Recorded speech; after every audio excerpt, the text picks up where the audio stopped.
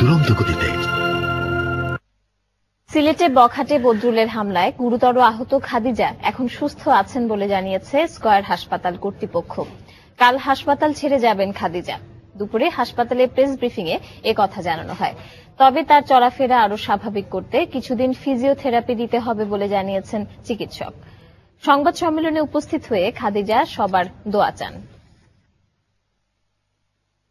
October মাস জুড়ে সংবাদ শিরোনামে থাকা সিলেট সরকারি মহিলা কলেজের ছাত্রী খাদিজা কেমন আছে এই প্রশ্নের উত্তর জানাতে শনিবার ছিল হাসপাতাল কর্তৃপক্ষের সংবাদ সম্মেলন।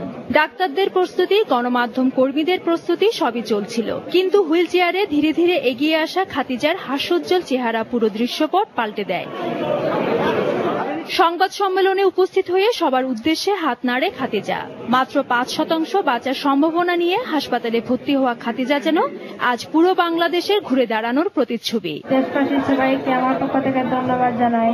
আপনারা সবাই আমার জন্য অনেক দোয়া করেছেন। আপনাদের দোয়ায় আমি সুস্থ আছি, ভালো আছি। আপনারা আমার জন্য আরো দোয়া করবেন, আমি যাতে সম্পূর্ণ সুস্থ হই।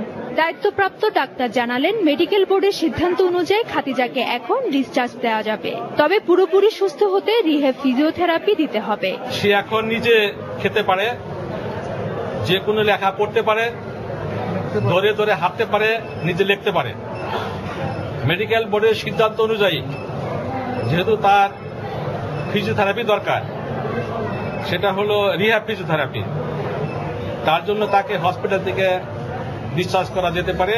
গত 3রা অক্টোবর পরীক্ষা দিয়ে বাড়ি ফেরার পথে এমসি কলেজের ছাত্রলীগ নেতা বদরুল আলমের নৃশংস হামলার শিকার হন খাদিজা। ফেরদৌস লিপি, সময় সংবাদ, ঢাকা। রাত 11টার সময় আরো থাকছে রাজধানীর শ্যামলীর শিশু মেলা পুনরুদ্ধার। সাধারণ মানুষের